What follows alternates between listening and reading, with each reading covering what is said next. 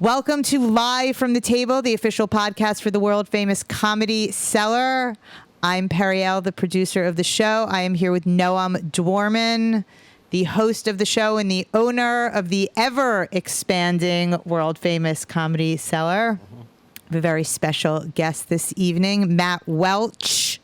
Thank is you. Editor at large. Not to be confused with anyone else. Matt Welch is editor at large at Reason Magazine and co-host of the Fifth Column podcast. Thank you for joining us, Matt. Thank you so much for inviting me here. It's great to be in this room. Never been. We were talking about rock and roll. Let's get back to the rock and roll. But just, that guy Matt Welch, he tweeted out that adultery should be punishable by prison sentences. I saw that. That's Are you serious? Yeah.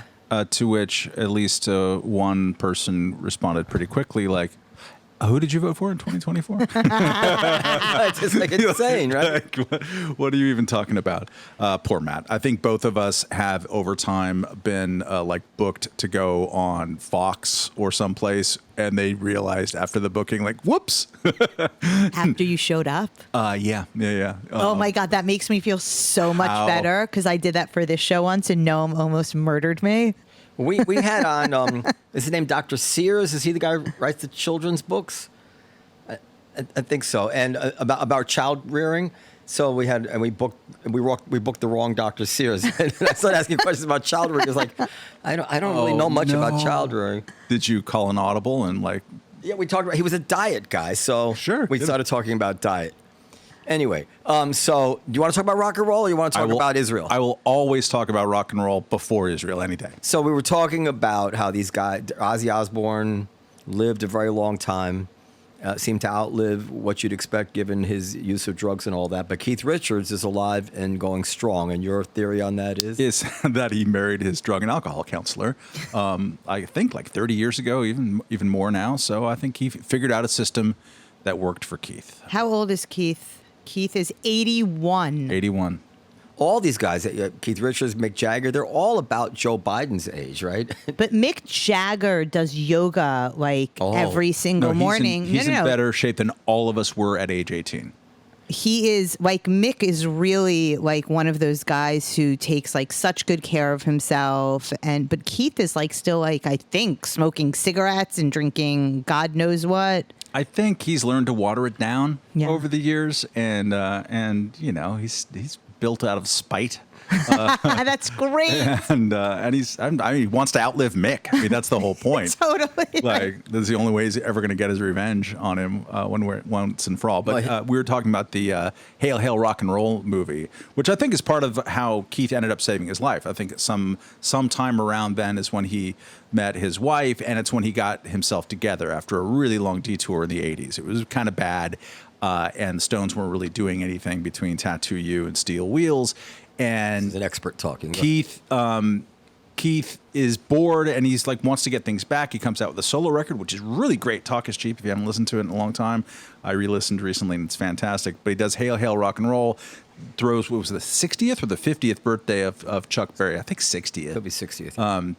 And Taylor Hackford did this incredible documentary, and Keith gets an all-star band around him and forces Chuck Berry to rehearse. Yeah. To which Chuck Berry then forces Keith just to eat shit while he's trying to play the lick that he ripped him off of all those years. It's great, but also you could sort of see, and I mean, maybe I'm reading too much into it, but you could see in the context of the documentary that Keith is getting his band leader back on. That's his role in the Stones.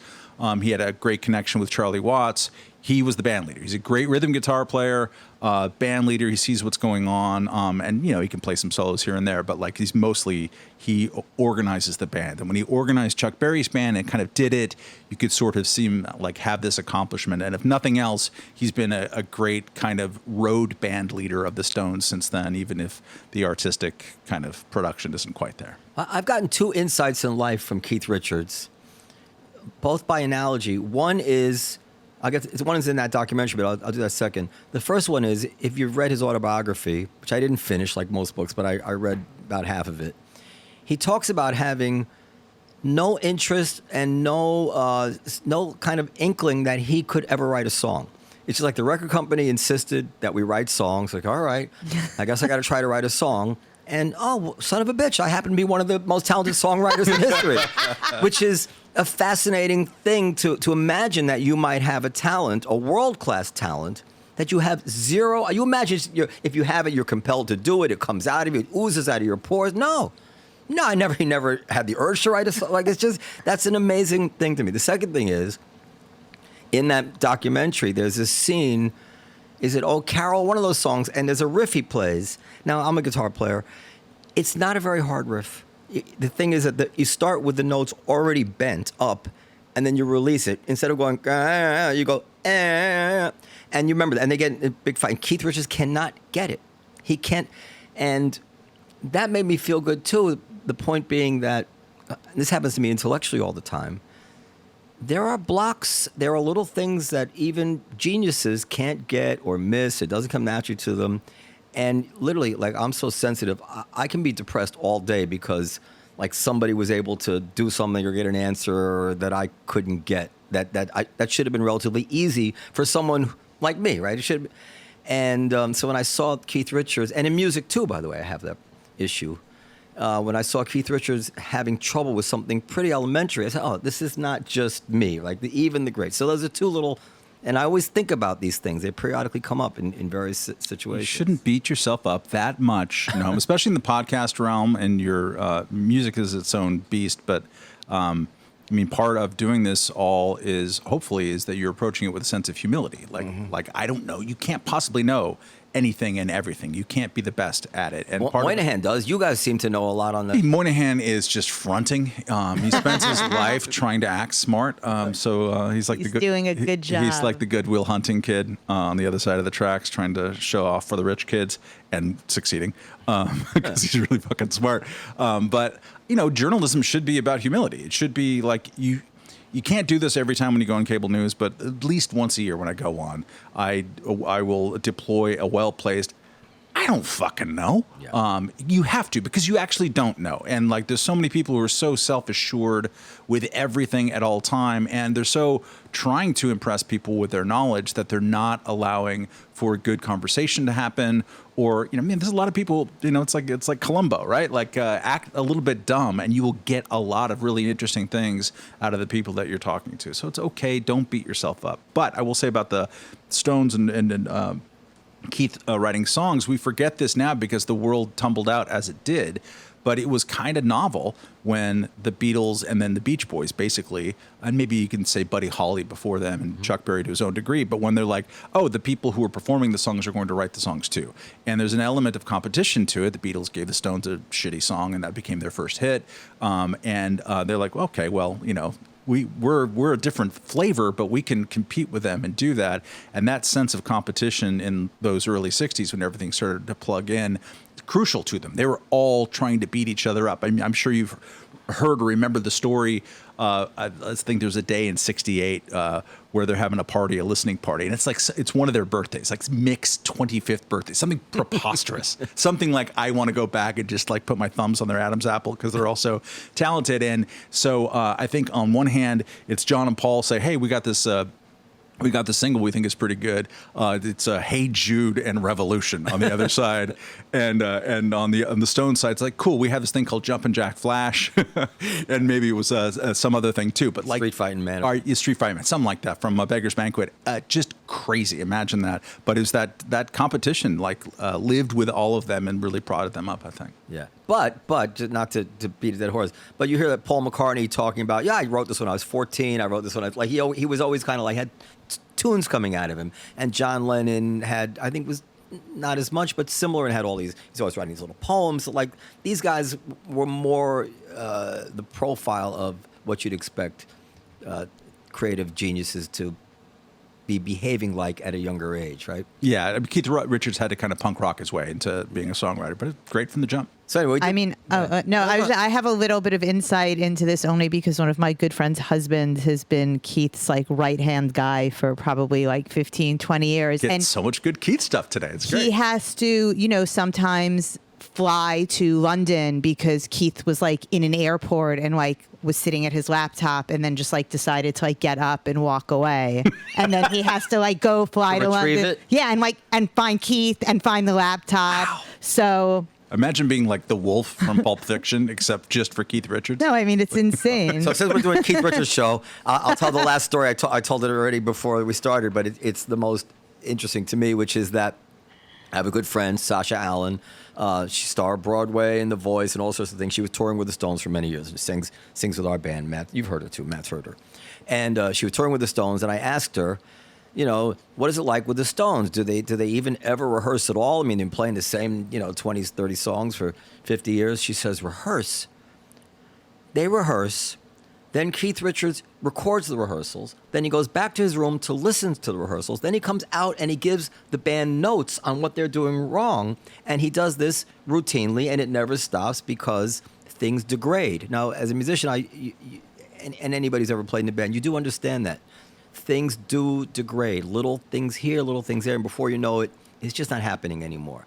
And it takes the band leader with the big picture talent to understand why it's degrading, and also not to prevent it from evolving, which is not the same thing as degrading, right? Because sometimes you want to give it a little, it's like a kite, you got to let it out or pull it back to keep it in the air. So with a band, you want to let it evolve a little bit because it gets stale, but you also need to put your foot down. So I just found the whole thing fascinating. Anyway, are we done with Keith Richards? Can we get to Israel now? We could do it all day. What's Keith's position on Israel? I'm afraid to ask. Yeah. So yesterday we did this podcast, Josh Sepp's Uncomfortable Conversations, and it was pretty fun. I was flattered to have been invited to do it. I was very intimidated by all the people around me being so quick-witted and knowledgeable. Of course, I'm also having trouble with my hearing lately, so I feel like I missed a few things. But in the pre-show notes, one of the things he said he was going to ask us that he didn't, but it's a good question for you, is, I forget how he put it, but essentially, what do you think the worst thing about New York is? And what do you think Mamdani should do about it? Like, what do you think is the worst thing that's about New York City right now? I don't know if it's the worst thing about New York City, but one of the biggest public policy areas that is just obvious and that could and should be fixed and isn't. And I agree with Donald Trump. When Donald Trump became president the first time, it's like, New York has shithole airports. He's totally right. Yes. I mean, now half of LaGuardia is okay.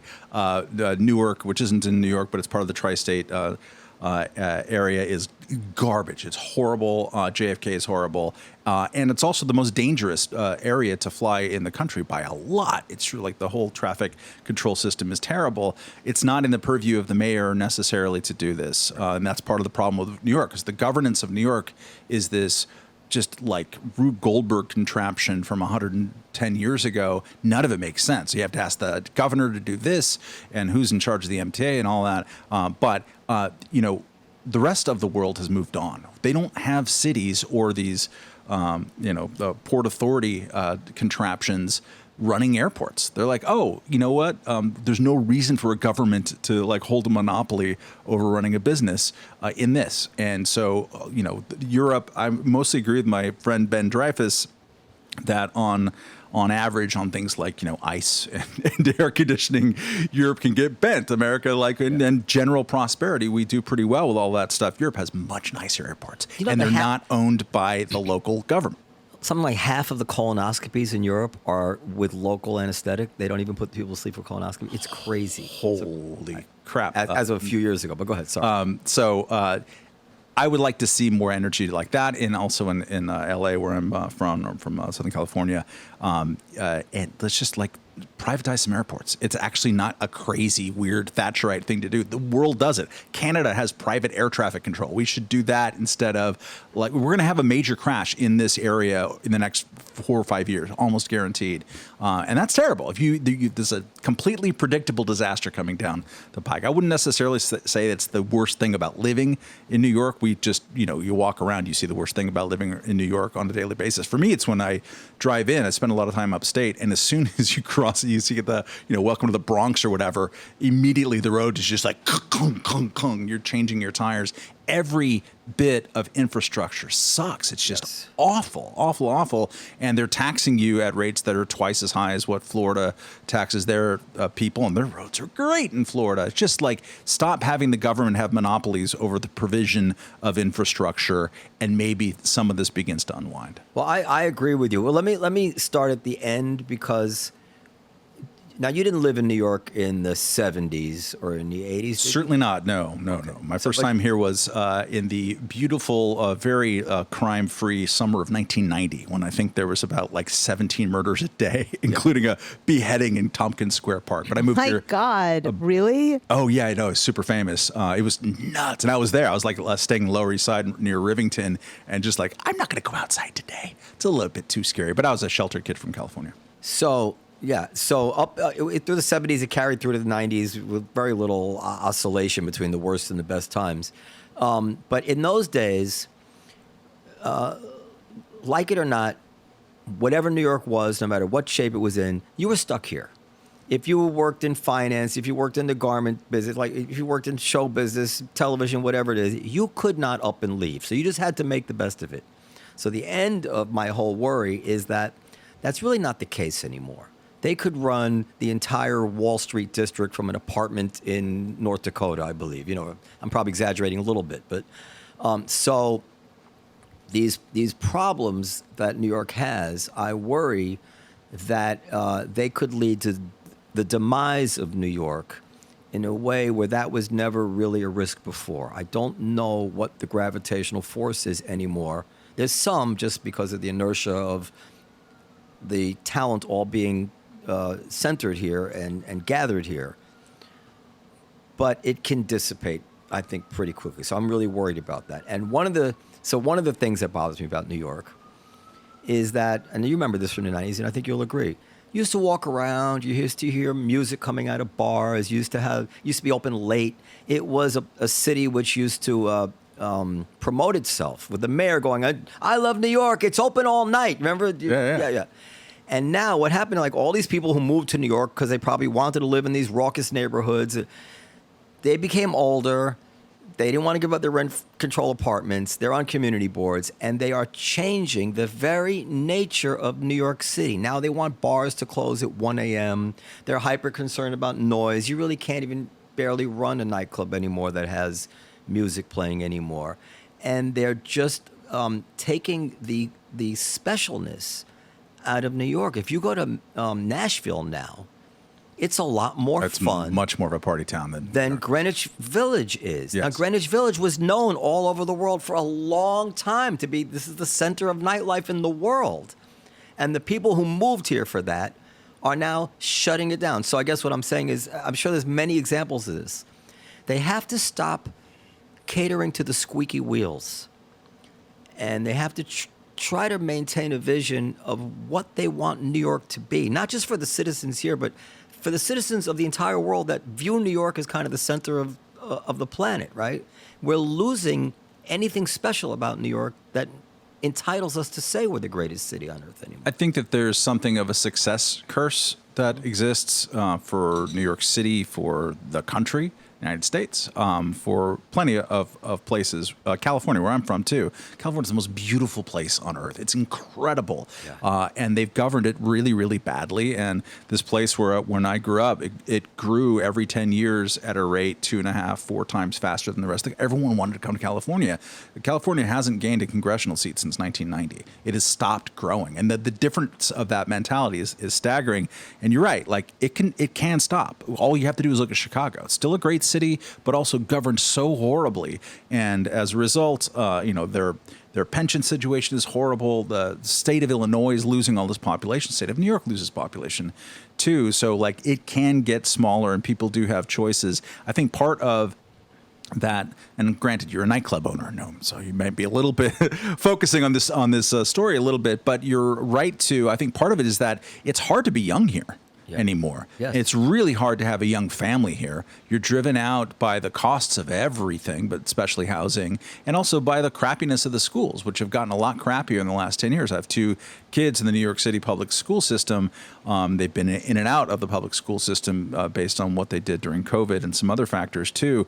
But the culture of it is sort of dominated by people who've managed to be successful in law, in finance, in media, and in the industries that are clustered here, and they can afford to stay. But they're now my age or older, and I'm not young anymore, and I'm not apt to go out as often. You need young people to go out, and you need them to be able to afford places somewhere within like 45-minute train ride of here, and that's much more difficult. I mean, you'd start at the top, like what's like one of the worst things about living here, policy-wise, definitely housing. I mean, it is the most insane housing market in the country in ways that, I am married to someone who does private investigative work sometimes on landlord-tenant disputes and other things, like the rent control rules in this and the rent stabilization rules in this, and who owns this co-op, and you can pass on this $650 apartment around the corner from here to your kid, even though you don't own it. This is all madness. This is a policy of the people who want to eliminate the estate tax, by the way. Who want to increase the estate tax. So all that is, but it reinforces each other. So it really becomes this sort of like donut city where if you're young and you want to do something, at some point you're sort of faced with like, shit, I have to move to Nashville. It is like inheriting millions of dollars. Oh my God, yes. Yeah. And it is a big hypocrisy that these people want the rich people who inherit to pay a lot of money on their estate inheritance, but they want to keep the rent control apartments. But anyway, when I was a kid in Manhattan, I grew up middle class, and all my friends were middle class. I went to public school, PS 75. We lived on 100th Street. Everybody had these huge apartments. Have you seen these apartments? Like 4 or 5 bedroom apartments. Each bedroom this would be a small. Yeah. Yeah. And middle class people were able to have apartments like that in those days. It seems impossible to believe. It's impossible to imagine now. Yeah. No, you have to make good money for that. I live in Carroll Gardens, which is an old Italian neighborhood. Whole On the Waterfront movie is basically sort of set all there, and with everything that comes with that. And it's been interesting to watch a place that was poor-ish in the 60s and had its own problem, but it was super Italian. It was like 85% Italian or something.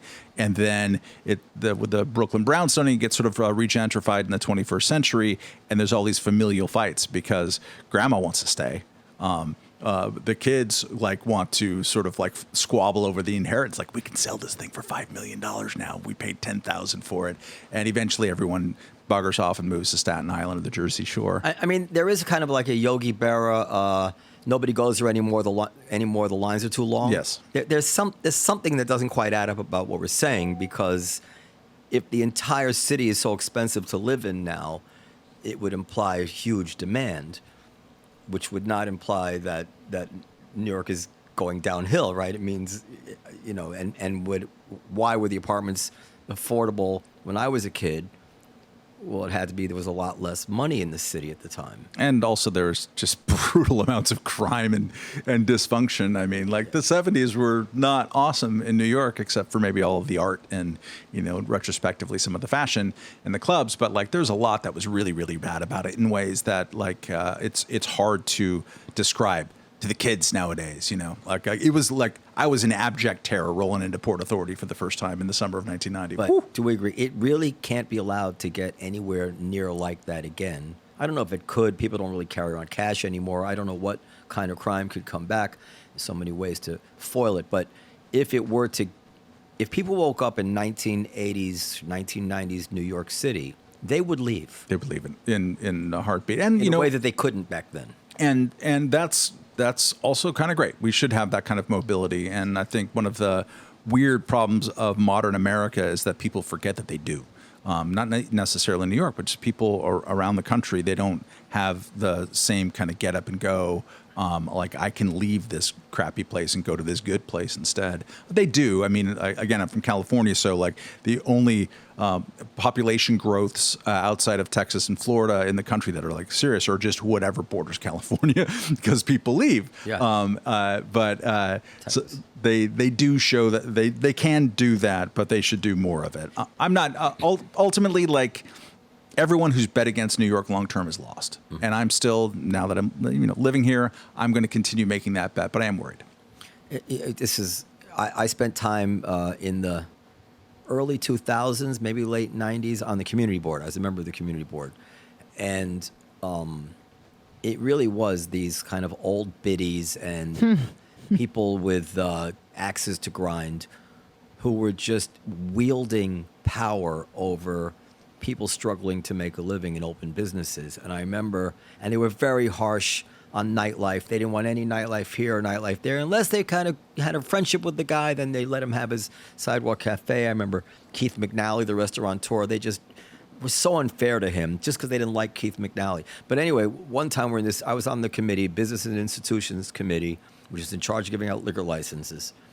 And everybody wanted to go home early because on PBS that night was the first episode of the Ken Burns jazz documentary. Oh, it wasn't streaming at that time, and they're like, we got to get home. And I actually said, you guys do all realize that you want to go home to watch this documentary about this beautiful art form that came out of these nightclubs that you would have never allowed to open. It was one ear and out the other. Like they got me, but they didn't care. And that's really it was. Like, you have to decide, do you want New York to spawn culture and arts and all that stuff, or do you want it to become a gated community where you belong in Florida, you old farts, Get the fuck out of here. All right. So what do you think Mamdani's impact will be? He's almost certain to win, right? I don't know, probably, I guess. It's just the impact of who's running, who's going to drop out and who's not. And since all these guys are just absolutely egocentric dillweeds. If it was one-on-one with any candidate, do you think that candidate could take him? I think Adams versus him could You think so? Could win. And I do not say that with any love lost for Eric Adams at all. He's just kind of a bizarre person, among other things. But I think he might. Yeah, sure. There's you can organize an anti-Mamdani block of people who are worried about some of the stuff that you're worried about. I think that like the biggest, partly because of the way that all these overlapping governance structures are set up, like one mayor can only do so much harm. You can have an impact on public safety and policy for sure, on the schools. Very much, and less so kind of on the budget.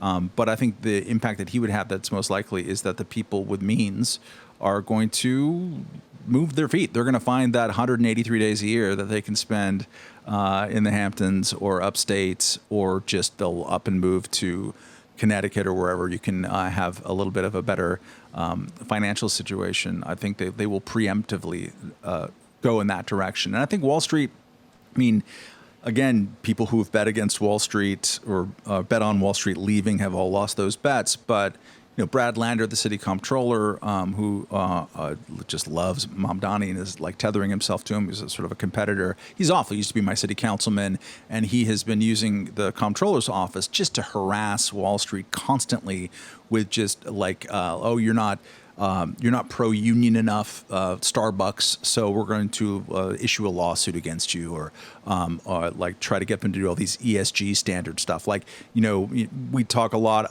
in our broader culture about how the woke thing is now really starting to be in remission. South Park just had an episode that kind of talked about that. That's all true, but there's some legacy structures in which that is not. And Brad Lander's office, the comptroller's office, and certainly under a Mamdani administration, they would still be structurally trying to do all this kind of crap and like harassing people. And I think that some of Wall Street will try to delocalize as a result. And that's not great for business. You can't just tax your way into prosperity. Matt, are they dumb? Like, I understand you wish the world were different, that the rich didn't have all the money, or whatever it is that animates you. But there's too much empirical evidence and proof at this point to demonstrate that if you go too far with this, these billionaires do move out 183 days out of the year. We all know people who've done this. And without that money, you blow a hole in the budget, which means you can't do any of the things you want to do. And yet, these people still pursue these policies. And I often find myself wondering, well, are they idiots? Like, how do you explain them not seeing what's right in front of their face? I have a hard time answering that with confidence, especially because we write the same thing every year at Reason. Oh, Maryland does or Baltimore, I forget which, does a millionaire's tax. What happens? Turns out pretty small borders around this polity. We can move out, and the whole thing crumbles around. This has been tried again and again in many of these ideas. But let's not sleep on the fact that there are many ideas on the right that have been tried in the past, or that are popular now on the right that have been tried. Tariffs. We're going to tariff our way to prosperity. This bad economic thinking is, especially if it's sort of populist laced. I mean, how many times is Bernie Sanders going to talk about the billionaires and the oligarchy? Very good. Over and over and over again. He's a true believer when he's a socialist mayor of Burlington, Vermont. But he has not been introduced to, he just is impervious to anything from the contrary. It's a stupid example, but it sticks in my craw as someone who lived abroad for a long time, is that he always talks about international trade being a race to the bottom. And it's like, I don't know, talk to Bono about that. Talk to the United Nations about that. Like the single biggest generator of not just wealth, but of lifting 1 billion people out of extreme poverty in 30 years by acclamation, by consensus, is international trade. And yet Bernie Sanders has achieved a huge stratospheric level of popularity saying BS. He will say over and over again, as does basically almost every Democrat, that the problem with schools is that we don't give enough money. Public schools. We give, as you well know, $39,000 per student in the K through 12 system in New York City. The highest in the world? I think so. Yeah. I think so. Of public education, certainly the highest in the United States, and we kind of spend more than most people do. It's not the money. That is not the problem. That's producing results. But just like with rent control and some of these other kind of issues, this has been studied a lot. There are very few, as Paul Krugman once wrote, I think in the 1990s, there are very few issues that economists are close to a consensus at, and rent control is one of them. And tell me when rent control is not going to be popular, not even among progressives and the Mamdaniites. It's popular among every New York politician for them. I think Curtis Sliwa is in favor of rent control. What the hell? Everyone does it. You either align yourself because that's where political power is, or it makes intuitive sense to you that you need to limit the greed heads. Periel would probably think that. Yeah. What? That rent control is a good thing. I think having a certain number of rent control apartments is a good thing. Yeah, I mean, it just Santa Monica, California, is an example that it used to be called the People's Republic of Santa Monica, and they had more rent control than just about any other of the 88 cities in Los Angeles County. And isn't that why the city of New York, back in, I don't know, was it the 40s or 50s, where they put up structures like Stuytown and Peter Cooper Village? Wasn't the idea that you could have people who weren't incredibly wealthy living mixed in with? It was a motivating factor, but in the process of doing that, they tore down a whole lot of housing for exactly those people. The neighborhoods that were raised to make that were neighborhoods on the Upper West Side and other places where they were deemed as blight.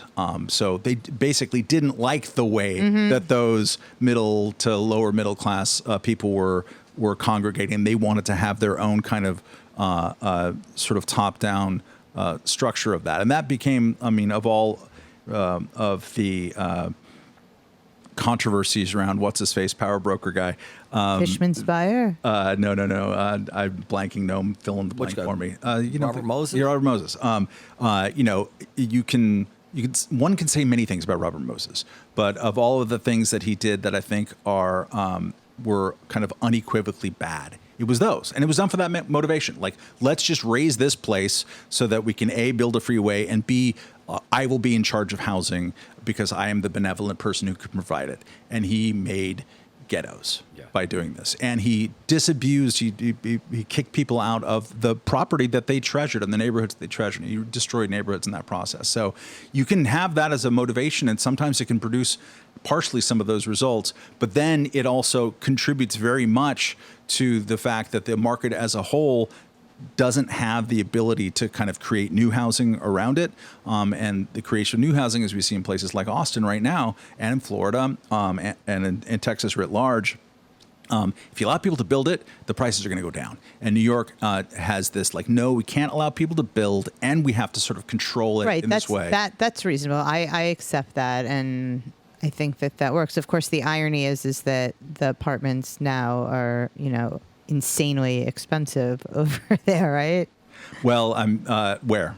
In Stuytown and Peter Cooper Village. In some of the ones that have been allowed to kind of go back on the private market, yeah, they totally have. But some of them are not. I mean, I live next to a couple of housing projects where the prices are not expensive at all, but also they're kind of crappy and people don't like them. So it's all a mess. So tariffs are interesting. So first of all, I just want to say I agree with you, basically every word you just said, but I think when you're dealing with policies where people will up and leave, you're playing with all the marbles as opposed to experimenting with tariffs, which is just not the atomic bomb, potential atomic bomb that what they're contemplating in taxing the wealthy in New York City and state are. But tariffs, by the way, just because it's interesting to me, when there's all this inflation after COVID, I didn't raise my prices. I took the hit. And I remember when everybody first started talking about tariffs, I said to myself, and I think I said it to Moynihan, I said, I don't know. The Chinese profit margins in this slave labor country may be so high that they may just suck up these tariffs and still be able to give the products cheaper than American goods. And I think we are seeing some of that, although probably eventually we will see the prices go up. But I just, it's not like unions are another way of looking at it. Unions are like a tariff, right? It's raising the cost of the goods. But we support unions for some sort of greater good. I think I'm kind of just rambling, but the bigger question is there any real chance that they're going to bring this manufacturing back to this country? And that's where I don't think. I mean, we have a lot of manufacturing in this country. That's sort of a misnomer that we don't. The type of manufacturing that is left. It is manufacturing jobs.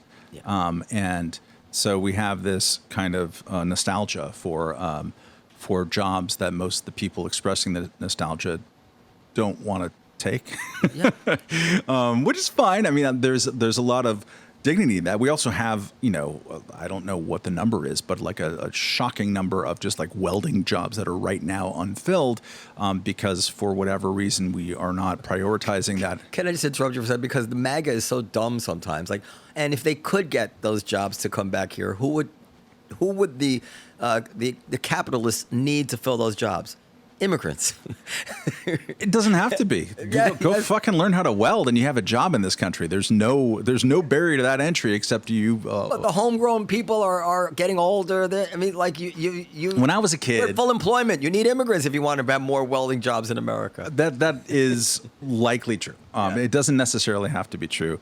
So no, I don't think that we're going to see this kind of. We're not going to redo Detroit as a gigantic car city, but like also we have a lot of huge car factories in the Southeast, usually in non-union states or right to work states, and we make a lot of cars, and that's great. And America does a lot of manufacturing already.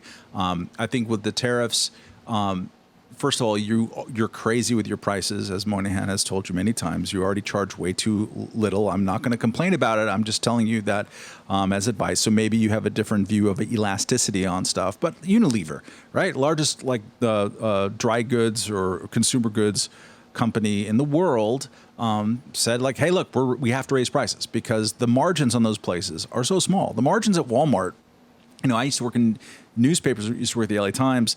The margins at newspapers in the 1990s were annual 20-25% profit margin was the industry standard. Now the industry standard is that you're going bankrupt and you're firing all your employees, but it used to be so high. Walmart is well below that. I mean, these places are, and supermarkets in general are really, they have to count pennies. So there's only so much eating of those tariffs. I think it definitely does happen. Depends which country you're dealing with too. But we have right now a 50% tariff with Brazil on coffee. So enjoy your cappuccino there, Noam. It's definitely that won't matter because you'll buy Colombian coffee or Costa Rican coffee, right? It's just going to kill Brazilian coffee. Every country that makes coffee is being tariffed. I don't know if it's all 50. I think some it's 35, but it's going to be a lot. I think we'll see more of those prices starting to show up, and we're not going to see the kind of jobs on the other side. And two other bad aspects of it that are worth thinking about is that one, it just sort of fosters international political friction, right? It fosters dysfunction, and it centralizes power in the White House based on the whims of one man. I saw a lot of this. He calls it an emergency. He does not have the authority to do this. He doesn't, and this is going to be challenged at the Supreme Court. And I hope and predict with my fingers crossed that some of this, the national emergency stuff, is going to be struck down. Like a national emergency with Canada over lumber. No. What is that emergency precisely? And when that gets struck down, then it's going to be all cattywampus again. But just to all what? Cattywampus. I never heard that. Totally a word. That's fine. It's fine. We have a no, I believe it's a word. Here it's a old timey word. But we should. I saw a lot of people on the right making fun of the No Kings rallies and protests that happen, and I didn't. I actually went to one and walked around and looked at it, at least in Brooklyn, because we're getting ready for the 250th anniversary of the revolution, and I've been gorging all this kind of stuff, and also like pooling all this power in one person, regardless of who that person is. If that's Elizabeth Warren or Donald Trump, it's bad. It's not what we do. Like, it shouldn't be like that. We diffuse power. It should be diffused between the legislative branch and the judicial branch and the executive branch. It should be diffused between federal, state, national, local, whatever. Like, it needs to be like that so that you can't just press a finger, press a button and decide what happens. And we are doing that right now. And that means that so much of American public life right now, to just a gross degree, is a ring kissing exercise where people are just trying to figure out how to like angle themselves next to Donald Trump. And I've been surprised in his second term about how many people are willing to kiss the ring, like universities trying to settle with him and all this. And granted, he has a whip hand and he's using it, and that's really, really bad. But I think we all need a little bit more self-respect too. Some stories, for some reason, I don't look into them like I should. What are they settling over, these universities? I saw a headline, Brown is settled with them. A lot of it is the Trump administration is using civil rights law to the sort of clever clawback, saying that you're violating the civil rights of people by pursuing DEI policies, because they inherently disfavor populations, usually white, Jewish, Asian. But it's just like you're using discrimination. We told you couldn't. The Supreme Court at jurisprudence right now, you really can't use affirmative action too much anymore, and they're trying to figure out these workarounds. And so they're using civil rights and other levers to, or just like, we will suspend your funding if you don't jump through these hoops. And so people are like, oh, okay, I guess I'll jump through a hoop. Pay us $200 million and we'll leave you alone. This will be our settlement of the lawsuits that we have against you. Yeah, it's bad. Like, we shouldn't really want the White House to be dictating what universities do. And I say this as someone who I don't like what those universities do frequently. I've very purposely lived my life away from universities. I'm a college expellee, not even a dropout. I was kicked out. Kicked out? Yeah, for bad grades. For what? Bad grades. Like, What college? Bluto Blutarski, 0.0. I did have a 0.0 for the winter quarter of 1986 to 7. But I was spending all my time at the college newspaper, so I wasn't like completely slacking. It was at UC Santa Barbara, great place, and I did 3.5 years of living there and working for the newspaper and doing other stuff. But I was kicked out after my freshman. So it's like you and Jeffrey Epstein didn't finish college. See? What, There you what go. else you guys have in common? We know some friends in common, probably. Yeah, I mean, a lot of like technology people who are like in sort of the internet finance and like genetics stuff. He was funding a lot of that stuff, and so I know a guy who went to his island. You predicted an airplane crash. Yes, I What's did. your prediction on Epstein? None. Just there's like what is there to predict at this point? Like he's dead. Are we going to find out that some famous people are implicated in having sex with minors? That the Trump don't- administration is covering for it. I really don't think so. That he was murdered. I mean, when Dan Bongino can't deliver the goods, poor bastard. This is what happens. You hire a troll to be your deputy FBI director, and you cultivate a culture that wants to believe constantly that there's an international pedophile ring, just in some direction. I know it's happening somewhere. People I know and I interact with and am friendly with, or will just like say like, what have they found the trafficked kids yet? And it's like, my dude,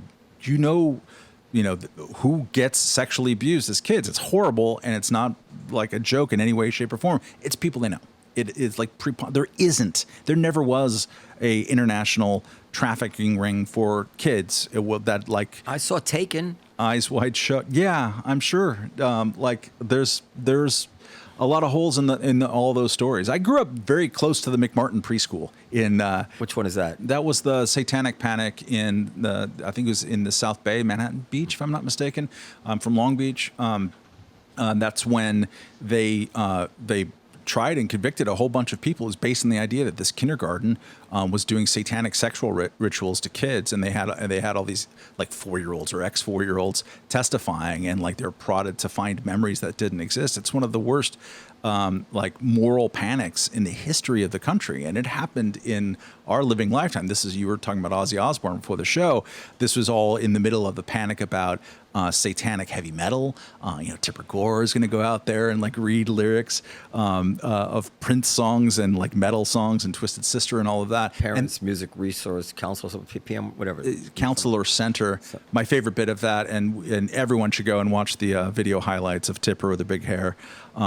She's reading the lyrics of a Dead Kennedy song. Dead Kennedy, it's like super duper lefty punk, like Bay Area punk. And she's like, kill, kill, kill. Kill the poor. Can you believe he's doing it? It's like, you ever heard of satire?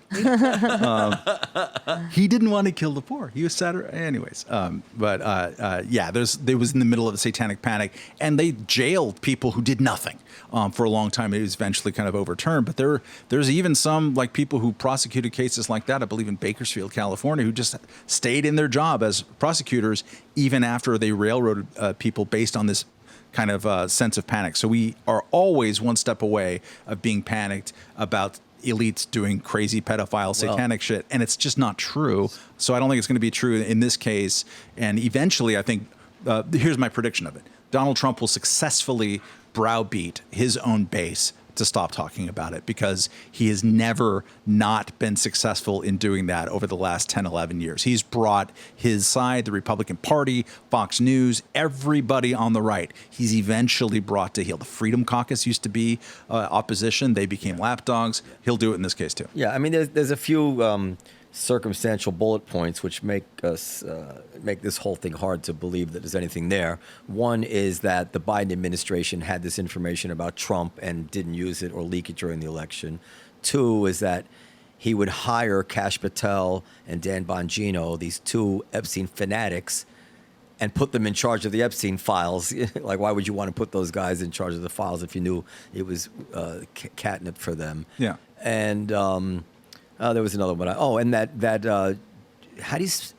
It couldn't be possible that her name has the word jizz in it, right? It's not Ghislaine Maxwell. We just say Ghislaine. Ghislaine Maxwell. Yeah. We just ignore how it's obviously spelled. It's like a town name in Massachusetts. So Ghislaine Maxwell, that she's sitting with her legs up, in minimum security prison. Apparently, no one's afraid anyone's going to kill her, even though she has all the same information that Epstein had, right? So I just don't think there's anything there. But I hadn't thought of this in a while. I grew up with a guy, I guess I could say his name. He died recently, very tragic. His name was Jonathan Seiger, John Seiger. You can Google him, Seiger. And he was the guy who supposedly, or did, blow the whistle on the alleged pedophilia ring at Horace Mann School. Oh, yeah, private school. Yeah. And he was the main witness about all this. Now, this guy was an interesting guy. I loved him very much. He was amazingly gifted and talented. But I never really knew whether to believe him or not. The stories, if you read the posted a long thing about it, if you Google it, the stories are so horrifying, so over the top, you'd feel like you'd have to tone them down for a Hollywood script. So, I just don't know what to think about that. I've been meeting. Why do you think they weren't or possibly weren't true? For the reason that Matt said, it just seems too hard to believe. And that he'd be the only one who's come out and really reported this. I don't know. I've been always wanting to look into it. People do abhorrent things. It sounds like a very good thing to look into. Yeah. And I have a question. Go. We got to finish up. Go ahead. I just want to ask Matt. So, if Trump has successfully sort of, pushed everybody to sides, do you think he'll successfully be able to browbeat like the Tucker Carlsons and the Candace Owens, like the Jew hatred out of them? No. No. I don't think that he will be. I don't think that he'll be motivated enough to do that. Not through because he's like anti-Semitic. I don't think he is at all. No, I don't. It's just not going to be enough of a priority for him. I think getting on the other side of the Epstein files is a priority for him. I think he's been making those like individual conversations, phone calls to a lot of those people. Probably about the Epstein file. Absolutely. Like, look, I looked into it. You have to trust me on this. And you hear some of these people say like, you know what, it's time to trust the president. Someone who spent the last 3 years talking about nothing except it are now like changing their tune. I think you'll see that because it's a problem for him. I don't think that he sees the ambient, anti-Semitism or like cozying up with anti-Semitism that's happening a lot, just disturbingly in the culture right now.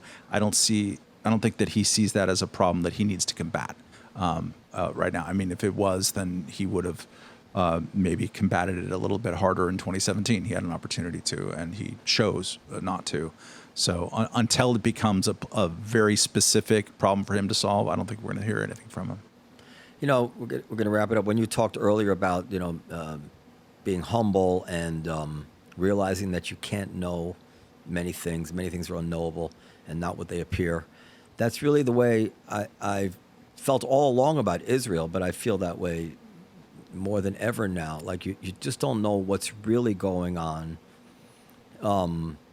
I was early in really thinking that that there was a big blunder with this aid idea that they had. And clearly it was. You remember me. The first time I heard that people were shot, maybe it's because I have experience dealing with crowds. I don't know. It could be something as stupid as that. I said, what the hell are they doing? You have a system that prevents you from having to shoot people who were showing up to get food. They didn't even claim that they looked like terrorists or, the usual claims. It was really just like, they had no excuse for it. They were using live ammunition to disperse it. They had this dumb idea of taking over all the food, which probably, caused people to hoard the food, made it hard.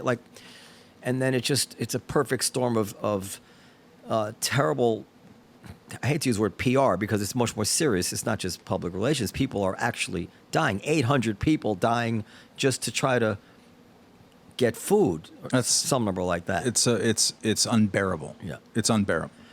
And you know, so I think that's true. But beyond that, you just don't know what to believe. And even on this starvation thing, I mean, I did have this video I wanted to play. I don't know if I'll play it. It's because it's part of this story. I'm kind of shoehorning it with you because I wanted to play it with the other guy who's not on the show. But I'll play it in a second. But you know, the New York Times had to, I guess retract is not the word, but they had to explain. Yeah, you want to did a little modifier. They had a front page story with a dramatic photograph of a starving kid or a kid with ribs sticking out, and I think the PR of either the paper or of the union of the paper, I forget which, said actually that kid had a pre-existing condition. We should have mentioned that in the story and did not. I don't know if they mentioned in that tweet also. No, they didn't. They put it on their PR page, which has significantly. Right. Yeah. But I don't know if they mentioned in the tweet that also the kid's brother or sibling was next to him and was not starving to death because he didn't have that pre-existing condition. Well, also the kid was in Italy. He had been. No, we're not sure about that. There's some report that he was then taken to Italy for medical care, but I don't want to go on record saying that. But look, it's like the enforcement mechanisms that we lived through with wokeness, where I remember like I was afraid to say out loud, I don't think that Christina Blasey Ford, you know, is credible. Like you're petrified to say the wrong thing. They're in full force now on this Israel thing. You don't want to question, like if you say, well, you know, this child had a pre-existing condition. What, you don't think that it's serious if a child with a pre-existing condition dies? Don't you know that the Nazis used as an excuse when they would say that their prisoners died because they were frail? Like, you know, like you want to ask what are like kind of common sense questions, like, well, how is it that this child is starving while his brother is fully fed? And part of the unknowable thing is like how many people are actually starving right now. And we have a lot of reports that there are people starving. Are all of them non-credible? I have a tendency to believe no, they are probably. That's just a preponderance right now. You know? I think some of them are credible. That's why I want to play this video. So this guy that you could see his face before she plays it, his name is Feroz Sidwa. And he's a very nice man. I spent time with him. And he is the doctor who the New York Times published his column about the children that they found in Gaza with the bullets in their head. Do you remember that? It was a big thing. It's almost a year ago, I think October or something like that. And we had him on to talk about that. And, you know, anybody can go back and listen to it. I mostly believed him. There were certain parts of the story which I felt he was exaggerating or at least changing what he had said earlier. But he showed me the scans of... He had them on his laptop, and I don't think they were fabricated. I don't think he was planning to show them to me. And he showed me real scans. You were there, right? I wasn't there, but of the bullet in a child's head, and doesn't mean it was, you know.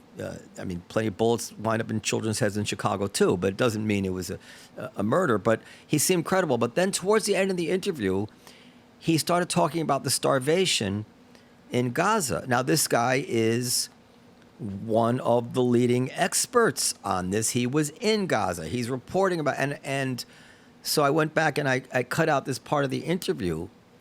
And if you lived through this, what you're about to see, then it becomes reasonable that you were skeptical of the reports that came now, especially if you didn't follow it. And I guess it's kind of like the boy who cried wolf. But I think there really is a wolf now. I'm very happy Israel seems to be doing everything it can to reverse this problem. They're probably doing it mostly because it's so harmful to their strategic interests. But I also hope that many of them, at least, are doing it because it's the right thing to do.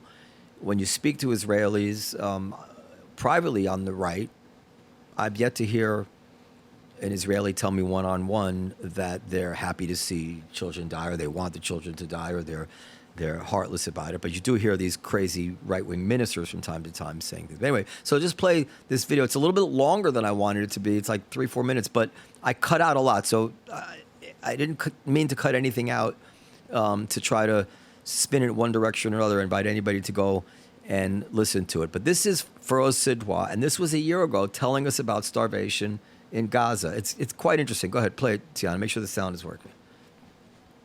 I went through the integrated food security phase classification data for Gaza. That's the technical group that monitors food insecurity in the world. And if you look at their data, which admittedly everybody admits is not great because it's very hard to get data out of Gaza, but if you look at their data, the minimum number of Palestinians that you can estimate that have died from starvation or starvation-related causes since October 7th of last year is 62,000. Seems like a lot. Now, it's a huge number, and I sincerely hope it's not true. And if it doesn't turn out to be true, that would be wonderful. How can it be true? How can it be true? We'd be seeing social media videos of people that look like concentration camp victims by 62,000. So this is what I'm saying. We see almost none, and when we do, that's not true, Norman. And maybe you can explain this, because from time to time when I do see somebody emaciated like that, they're surrounded by people who are sometimes pudgy. Yeah. So I'm like, what is going on? How can one person be starving to death around friends and family that are overweight? So famine almost never affects an entire. Famine is not usually like what was happening in a Nazi concentration camp, but that's what we think of in our heads, right? I'm just using it to mean a time when people don't have enough food and some of them are dying because of that. Famine usually happens in circumstances of scarcity, but it always affects people who have fewer mechanisms to cope with it. It's not uncommon. It's very, very uncommon for an entire population all to be starving to death. But I'm saying that we see these isolated videos of a child in a bed. Sometimes, and no adult is going to let a child get to that level of starvation while they're eating comfort and maintaining their weight. And the notion that there could be, think about 62,000, 30,000. But this is what I'm starting to say. More people starving in Gaza while everybody has a cell phone. And we don't know about it. And Hamas is not announcing it. And the Gaza Ministry of Health is not adding it to their numbers. This is a credulousness. Well, who am I being credulous towards? The integrated food security phase classification? To whoever it is that's saying terrible things. That is similar to... The IPC, which is funded by the United States, the EU, Canada, and Australia. What I said is that with the available data, that's the lowest number that can be estimated. I don't know there, but at the same time, it's obviously not true. I wouldn't say it's obviously not true. I don't know if it's true. I will bet you $1,000. I'll bet you $10,000 that when this is all over, we're not going to find out that on top of all the poor people who have died, 60,000 people starved to death. Okay, fair enough. Just shake your hands on that. I don't know. We would see the videos. There are people in Gaza. I mean, you would have seen it. You were there. I did. You saw people. You saw whole groups of people like Auschwitz victims. So let me. So you. I think you said you saw the one picture of the child. Yeah, I saw the one picture. Right. So that kid. Do you think we admitted him to the hospital? I don't have a thought about it. You tell me. Well, how? So okay. So this is important to understand. Our hospital, European hospital, which was the best one at the time, lacked even the most basic things that are needed to medically feed a child. So with that kid, if you just start pumping tube feeds into his stomach, you're going to kill him. He's going to have huge electrolyte shifts and his heart's going to stop working. Same thing that should happen. But why was he starving to death? Was he sick? Was he injured? Why wasn't he? Yeah, he was injured. I mean, he's injured, but he had been in Shifa Hospital. But this is my point. We sent him home, and we told his family just give him little bits of food, but we knew that wasn't going to work. So he probably, unless he made it out to Egypt, which is always possible. But that's my point. He was starving like that because he was injured. If he was home with his family, he wouldn't have been starving like that. Well, how do you know? Okay, so he wasn't starving for lack. He wasn't like that for a lack of food. He was like that for a lack of the ability to take in food. I don't know that that's true. Yeah. The IPC's numbers say that 495,000 people, about a quarter of the population, are in the catastrophic phase of food insecurity. In that phase, 2 of every 10,000 people per day die of starvation and starvation-related causes. And if you calculate that out, that's the number we came up with. All right, so that's what we were told for a year. It's so outlandishly, obviously incorrect, and this was the credible position of the New York Times experts. So of course, we discounted it, or I didn't discount it, actually, but people began to discount it because they've been telling us for a year already, not just some Gazans are dying, but tens of thousands of Gazans are dying of starvation. And then you see an article now by the same people who announce I've seen something like 135 people are known to, and they pretend they haven't been saying, like they don't have any compunction about pretending that they ever said otherwise, that they ever used the numbers in the thousands 5 months ago. They'll just take a new number, no shame. You follow me, right? This is all very frustrating. And you just don't know what to believe and what not to believe. And that's dangerous because then you don't Because then you throw up your hands up and say it's too hard and I'm just not going to pay that close attention to it. I have long thought of all of the many things that I'm ignorant about and just don't ever want to say a word in public, that the Israeli-Palestinian issue was literally number one. That's why I ended up going to Israel with you, thanks to my masters in the Israeli government who paid for us to go over there, but also to look around and see whatever we wanted to see. And it was wonderful to go there, not because now I'm an expert, but because now I am this much less absolutely stupid about all of it. Because people have decades, centuries of history behind it, contentious history that they disagree with, and they're locked in, and there's all these interest groups that have just stayed there forever, and they have this side of the opinion, like it's impossible, it's not rewarding at all. You dip your toe into it and start talking about it, you're immediately like, it comes all at you. But nonetheless, it was rewarding to do that, and I talk a little bit about certain aspects of that life now. But I'm very frustrated on a daily basis by this exact story for the exact same reasons. It's so hard to sort it out. It's obvious that Hamas, I think it's obvious, and maybe I'm wrong about this, but that Hamas is using the distribution of food as this pressure point, a thing that they can kind of control and then mete out for their own purposes. And one of those purposes is undoubtedly international PR. This is the first time this week that Benjamin Netanyahu has had a negative rating in American popular opinion since 1997. Oh, wow, I didn't know that. And that's kind of new.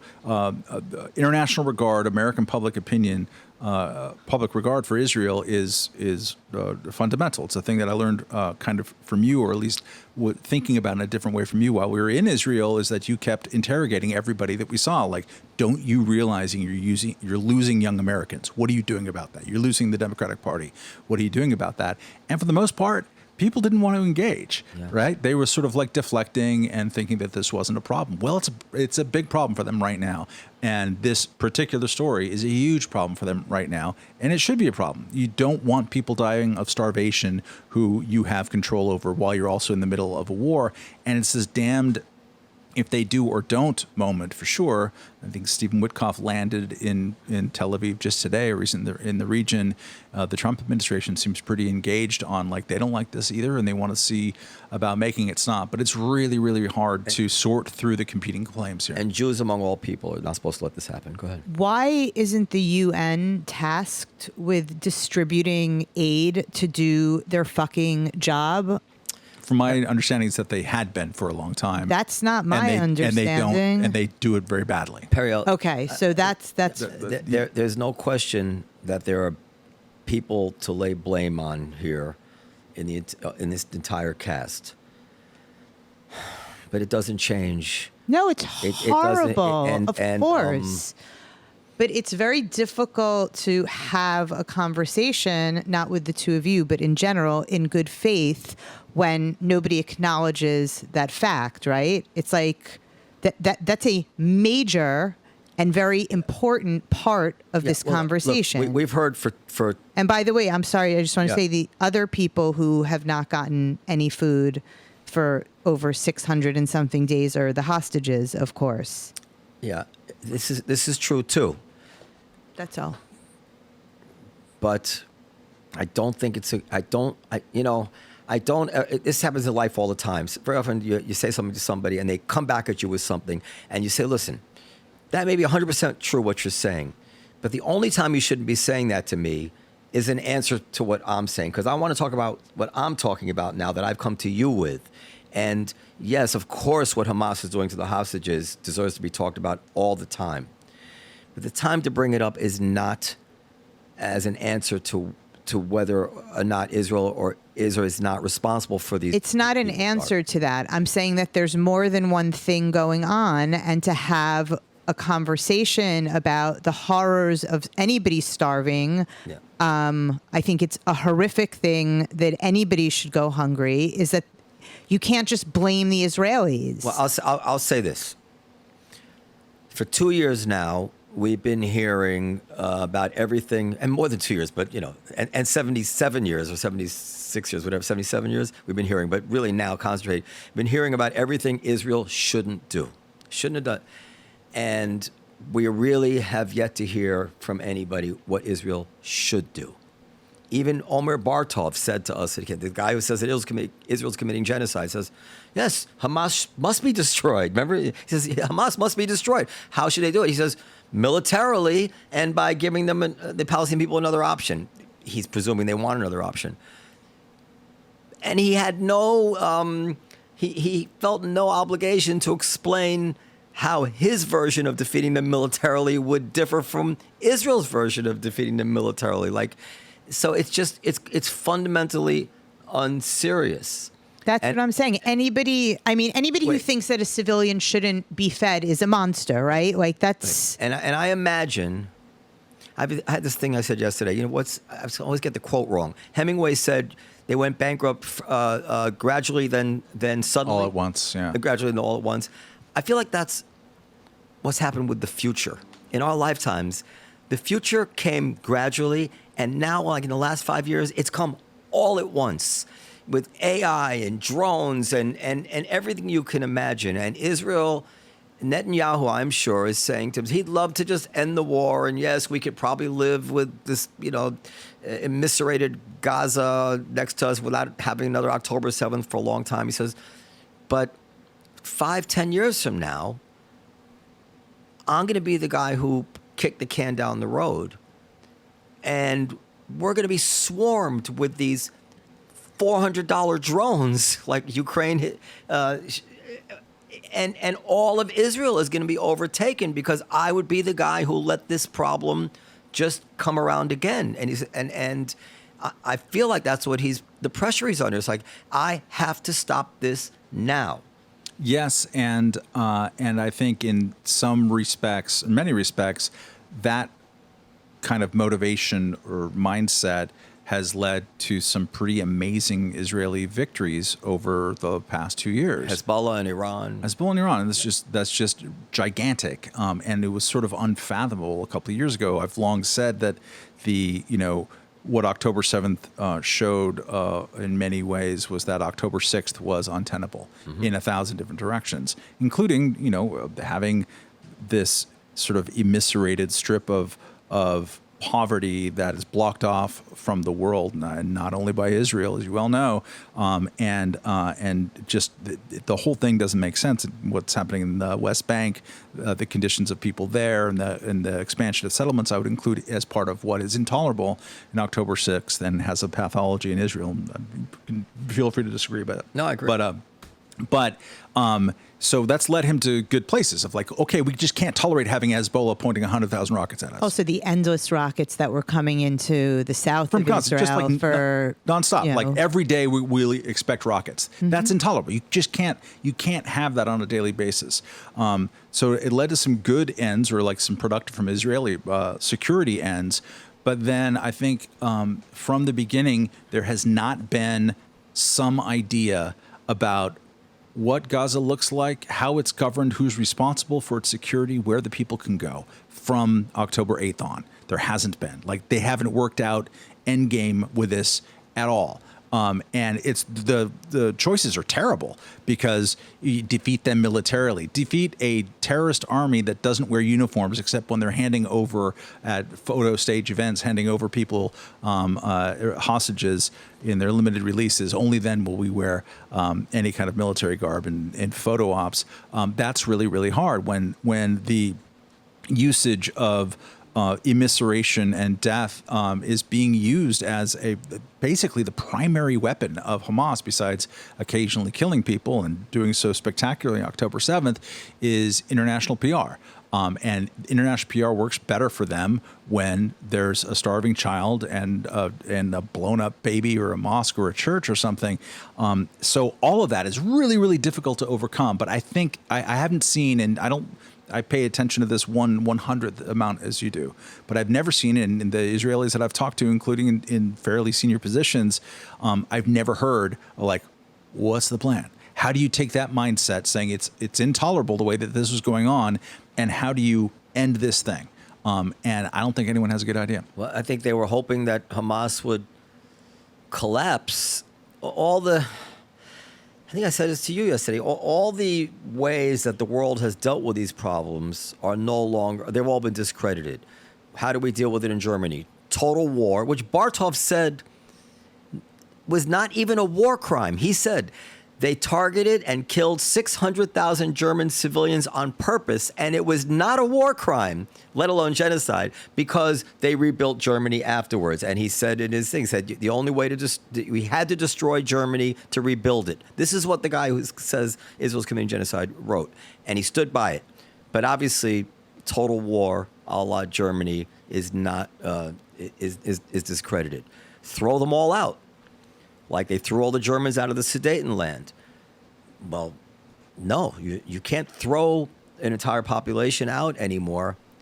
Even if they're sworn to your destruction and swearing to do it again, like, if there was ever a candidate for, a rationale for throwing people out, this would be it, but that's discredited.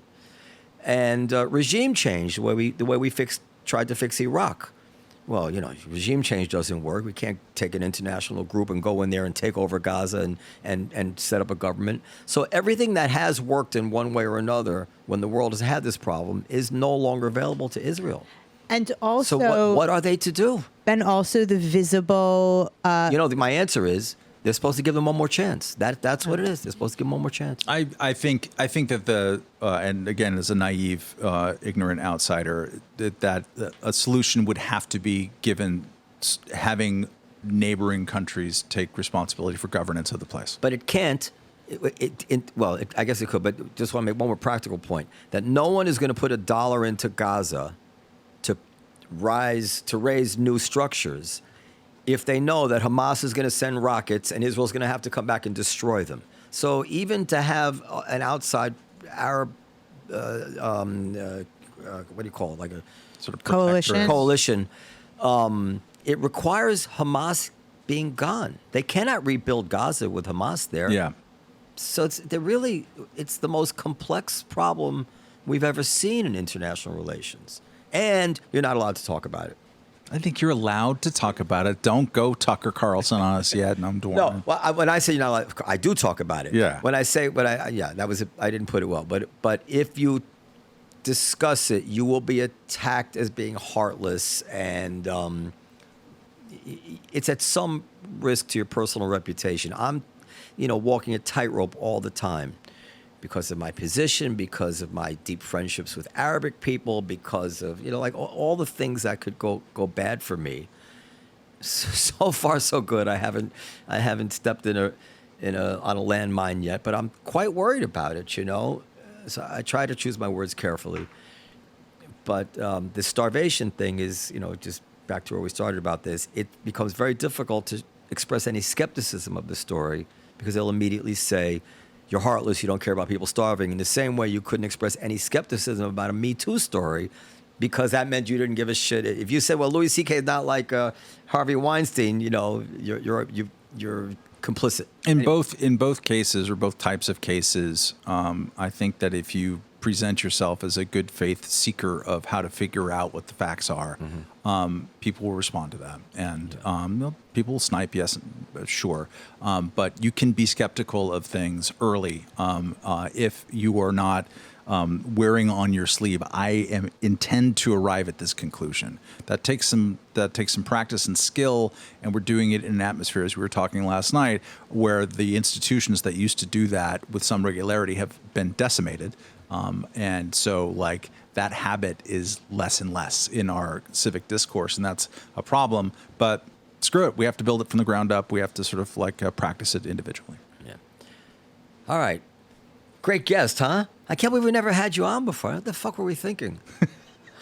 Moynihan's sort of dazzling, and he can, drop accents and stuff. She knows. Listen, there's two things that go on. First of all, it's unusual for me to invite someone I'm friends with on the podcast because I always feel that if they don't want to do it, then I've created a predicament for them. So I don't like to ask you. So I really don't even consider, like Moynihan, I invited him on the show before we were friends. A lot of the people that I'm friends with, and you see they don't come on anymore, is because I met them through the podcast, right? And she'll always say, well, can you invite like Barry Weiss on? I'm like, I can't ask Barry, And I'm always like, Barry will say no. Like, nobody's doing us a favor. He doesn't agree, though. And the other thing but is... she doesn't. But she might say no, but she doesn't want to say no. So she might say yes, even if she doesn't really want to. I'm the one who books everyone, and I feel like I really do... He worries too much. Yeah, That's what I'm but hearing. I feel like I really do have like a good sense of like when I'm getting like an answer that like you're sort of doing it begrudgingly. Like people say no. People say no to me all the time. And the other thing is that he doesn't like to have people on that he agrees with. That's true. That's really like he likes to argue with people. We could have argued about gatekeeping. I know we don't exactly agree on that. But I don't think we really disagree. somewhat in shades. Well, you want to just summarize the disagreement? Look at how excited he is Jesus now. Christ. Because I don't expect us to really disagree. Noam is worried about the loss of gatekeeping in media and sort of discourse, and that that there used to be a function that was helpful. We could sort of trust people to say, you know what, we shouldn't talk to those types of people. We should talk to these people. That was not just a bad thing. It was a good and helpful thing. I disagree in that the gatekeeping function to me is I don't like it as someone who's oftentimes on the outside of the gates. And it can build in its own filter bubbles and biases that are a problem. But I think that what we think is the gatekeeping function was actually leading by example by being good at actual journalism or being good at adding to the level of knowledge and fact-based discourse in the world. That has collapsed. That's collapsed for economic, institutional reasons. A lot of people shot themselves in the foot institutionally, but it's collapsed by 80 or 90% in the last 3 decades. It's a big thing. It's bigger than our imaginations are for it. And so what I think Noam, where people like Noam sometimes think is the gatekeeping function of like, you can come in the tent, you can't, was actually just like, no, we used to be able to trust the New York Times more than we do now. Yes. And as they have withered in influence and trust and leading by example, there's been a market for people who are much less tethered. The new media that replaced it is much less tethered in just sort of institutional truth seeking and the mechanisms by which you get there. So I don't disagree with any of that. One of the things you hear me say a lot is this line from Oppenheimer that really stuck with me. Theory will only get you so far. And we all grew up in this notion, or at least I did, and Matt did, that, free speech is fantastic and it will always work out for the best, the marketplace of ideas, and sunlight is the best disinfectant and all that. And I believed all that. But now we have to acknowledge in some way that the truth is not the heavy anchor that we thought it was. People are just not as interested in the truth as those theories assumed, right? The assumptions behind those marketplace of ideas and sunlight's the best disinfectant is that the truth has this force, this gravity. So we're discovering it's not true. And I'm more just lamenting it. I don't even have an idea how we would reinstitute gatekeepers. but I think it's helpful just to acknowledge it rather than blindly say, well, we want the free. Everything is great. Free speech is great. I think it's important to say free speech is actually not working out quite like we thought it was. Just like legalizing weed is not working out quite like we thought it was. We don't want anybody to go to jail for smoking pot. I don't want that to bring that back. But shit, everybody's high. It smells like weed everywhere. We have customers collapsing. There's candy going around. My kids are not going to, like, this is not, we didn't think it was going to be this hard. So and when you see people like Candace Owens and all the people associated with her saying that, Jews are killing, I'm sorry, it's just the first thing that came to my head, but there's all sorts of issues about COVID, about this predates October 7th. But this is just such an obvious example, saying that Christian babies still disappear every year at Passover and Jews are killing them. And people like Joe Rogan and Tucker Carlson and Dave Smith, and they all talk about how awesome she is. And, she say, well, obviously, this would not have been happening in 1990. It's not a better thing that's happening. There are 20 other benefits that we have. You're probably right. There's probably... If we could go back and really tear apart all those New York Times stories that we thought were true, and this is all bullshit. No, but the counterweight was weightier, and we do suffer from it being not there anymore. It doesn't mean we can rebuild it. A lot of it was an artifact of just a weird moment in time. Often analogized, and this obviously will make sense to you, that the peak of newspaper industry between 1960 and 2000 was basically like Hungary during the dual monarchy, from 1867 to 1914. Mm-hmm. Like Hungary has lost 7 consecutive wars. Hungary always sucks. Great people, beautiful, all that kind of stuff, but they're usually on the wrong end. But for those 50 years, man, they ran the table. That map was big, and from now, ever since then, the Treaty of Trianon, when they chopped off the map and stranded 5 million Hungarian speakers outside the borders, everyone was nostalgic for the past era, thinking that was normal. Mm-hmm. We think that the era of that institution, the 1990, was actually the date, the peak of all of that counterweight.